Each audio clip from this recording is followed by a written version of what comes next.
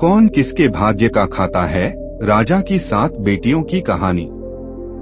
दोस्तों, ये कहानी राजा की 7 बेटियों की ही नहीं बल्कि भाग्य के लिखे पर आधारित है, जो हमें यह सिखाती है कि हर इंसान अपने अपने भाग्य का खाता है और हर व्यक्ति के कर्म का फल उसे समय आने पर जरूर मिलता है। दोस्तों, आपका दिल से स्वागत है हमारे चैनल बुद्ध ज्ञान में। मित्रों, बहुत समय पहले की बात है। एक विशाल और समृद्ध राज्य में महाराज विक्रमादित्य का शासन हुआ करता था। वे अपनी न्यायप्रियता और दयालुता के लिए प्रसिद्ध थे। राजा की 7 सुंदर और गुणवान बेटियां थीं। पहली बेटी का नाम सुहासिनी था और दूसरी बेटी के नाम मृगनयनी, तीसरी बेटी का नाम चारुलता, चौथी बेटी कमलिनी, 5वीं बेटी अनुराधा, छठी बेटी विभा और सबसे छोटी बेटी संजय। राजा अपनी बेटियों को बहुत प्रेम करते थे और उन्हें जीवन के हर पहलू की शिक्षा दिया करते थे। वे न केवल रूपवती थीं, बल्कि बुद्धिमान और विवेकशील भी थीं। राजा की चिंता समय के अनुसार बढ़ती चली। समय बीतता गया और राजा को यह चिंता सताने लगी कि उनकी बेटियों के विवाह का समय आ गया है। वे चाहते थे कि उनकी बेटियां ऐसे घरों में जाएं, जहां वे खुश और संतुष्ट रहें। दोस्तों, एक दिन उन्होंने अपनी बेटियों को बुलाया। प्यारी बेटियों, तुमने जीवन में बहुत कुछ सीखा है, लेकिन एक प्रश्न है जिसका उत्तर मैं तुमसे चाहता हूँ। बताओ, मनुष्य कौन किसके भाग्य का खाता है? 7 बेटियां आश्चर्य में पड़ गईं। यह प्रश्न सरल लग रहा था, पर इसका उत्तर देना कठिन था। मैं तुम्हें एक एक करके समय दूंगा। तुम अपने अपने अनुभवों से इसका उत्तर खोजो और लौटकर मुझे बताना। जो सही उत्तर देगी उसे मैं विशेष रूप से सम्मानित करूंगा। 7 बेटियां अपनी अपनी राह पर निकल पड़ी। पहली बेटी सुहासिनी की यात्रा, परिश्रम का फल। New line. सुहासिनी एक गांव में पहुंची, जहां लोग कड़ी मेहनत कर रहे थे। उसने देखा कि किसान सूरज की तपिश में खेत जोत रहे हैं, मजदूर अपने श्रम से मिट्टी को सोना बना रहे हैं। उसने सोचा, मनुष्य अपने भाग्य का निर्माता स्वयं होता है। जो परिश्रम करता है वही अपने भाग्य का फल पाता है। वह खुशी खुशी अपने पिता के पास लौट आई। पिताजी, मनुष्य अपने परिश्रम का खाता है। मेहनत करने वाला कभी भूखा नहीं रहता।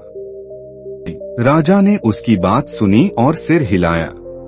दूसरी बेटी मृगनयनी की यात्रा, अवसर और मृगनयनी एक बड़े नगर में पहुंची। वहां उसने व्यापारियों को देखा जो बड़े बड़े सौदे कर रहे थे। कुछ लोग अमीर बन रहे थे तो कुछ कंगाल हो रहे थे। उसने सोचा, मनुष्य अवसरों का लाभ उठाकर भाग्य बनाता है। जो सही समय पर सही निर्णय लेता है वही अपने भाग्य का स्वामी बनता है। पिताजी, मनुष्य अवसरों का खाता है। यदि अवसर का लाभ न उठाया जाए तो भाग्य भी निष्फल हो जाता है। राजा ने उसकी बात ध्यान से सुनी और मुस्कुरा। तीसरी बेटी चारुलता की यात्रा, भाग्य और संयोग। चारुलता एक साधु के आश्रम में पहुंची। वहां उसने संतों को ध्यान और साधना करते देखा। उन्होंने कहा, पुत्री, कर्म आवश्यक है परंतु भाग्य भी महत्वपूर्ण है। कभी कभी बिना कारण भी सुख दुख मिलता है। यह संयोग है जो पूर्व जन्म के कर्मों का फल होता है। चारुलता को यह बात गहराई से समझ आई। वह राजा के पास लौट। पिताजी, मनुष्य संयोग और भाग्य का खाता है। कुछ घटनाएं हमारे बस में नहीं होती। राजा ने उसकी बात सुनी और गंभीरता से सिर हिलाया। चौथी बेटी कमलिनी की यात्रा, ज्ञान का खजाना। कमलिनी एक विद्वान गुरु के पास गई। गुरु ने उसे शिक्षा दी कि ज्ञान सबसे बड़ा धन है। जो व्यक्ति ज्ञान अर्जित करता है वह अपने भाग्य को संवार सकता है। कमलिनी ने महसूस किया कि मनुष्य केवल भौतिक सुखों से नहीं बल्कि ज्ञान के भंडार से भी समृद्ध होता है। पिताजी, मनुष्य अपने ज्ञान का खाता है। जो ज्ञानी होता है वह विपरीत परिस्थितियों में भी अपना मार्ग खोज लेता है। राजा ने उसकी बुद्धिमत्ता की प्रशंसा की। 5वीं बेटी अनुराधा की यात्रा, प्रेम और संबंधों का। अनुराधा एक छोटे से गांव में पहुंची, जहां लोग एक दूसरे की मदद कर रहे थे। उसने देखा कि पड़ोसी संकट में एक दूसरे के काम आ रहे। उसने सोचा, मनुष्य प्रेम और संबंधों का खाता है।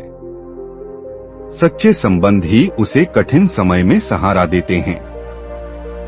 राजा के पास लौटकर अनुराधा, पिताजी, मनुष्य प्रेम और रिश्तों का खाता है। बिना प्रेम के जीवन अधूरा है।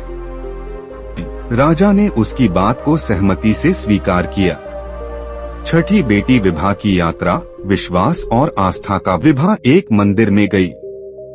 वहां उसने देखा कि लोग अपनी श्रद्धा और विश्वास से प्रार्थना कर रहे थे। उसने सोचा, मनुष्य विश्वास और आस्था का खाता है। जो स्वयं पर और ईश्वर पर विश्वास करता है वही सच्ची शांति पाता। वह राजा के पास लौटी और बोली, पिताजी, मनुष्य विश्वास का खाता है। आत्मविश्वास और आस्था ही उसे आगे बढ़ाते हैं। राजा ने विभा को आशीर्वाद दिया। 7वीं बेटी संजना की यात्रा, भाग्य और कर्म का संतुलन। सबसे छोटी बेटी संजना ने सबसे अलग दृष्टिकोण अपनाया। वह सोचने लगी कि मनुष्य अपने कर्म भी करता है और भाग्य भी साथ देता है, परंतु सच्चा सुख तब मिलता है जब कर्म और भाग्य दोनों संतुलन में हों। संजना ने अपनी यात्रा समाप्त की और राजा के सामने, पिताजी, मनुष्य अपने कर्म और भाग्य दोनों का खाता है। बिना कर्म के भाग्य निष्फल है और बिना भाग्य के कर्म अधूरा है। राजा ने खुशी से अपनी छोटी बेटी को गले लगा लिया और कहा, संजना, तुमने सबसे गहरा सत्य समझा है।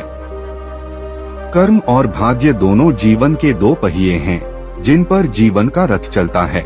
दोस्तों, राजा की 7 बेटियों की कहानी से हमें यह शिक्षा मिलती है कि कर्म और भाग्य एक दूसरे के पूरक हैं। परिश्रम, अवसर, ज्ञान, प्रेम और विश्वास सबका अपना महत्व है। सच्चा सुख तब मिलता है जब हम मेहनत भी करते हैं और भाग्य पर विश्वास भी रखते हैं। राजा की बेटियों की यह कहानी पूरे राज्य में प्रसिद्ध हो गई और लोग इसे हमेशा याद। दोस्तों, आपको यह वीडियो कैसी लगी कृपया कमेंट करके जरूर बताएं। और ऐसी ही इंस्पिरेशन कहानी जानने के लिए हमारे चैनल बुद्ध ज्ञान को सब्सक्राइब जरूर करें। नमो बुद्धाय नमः।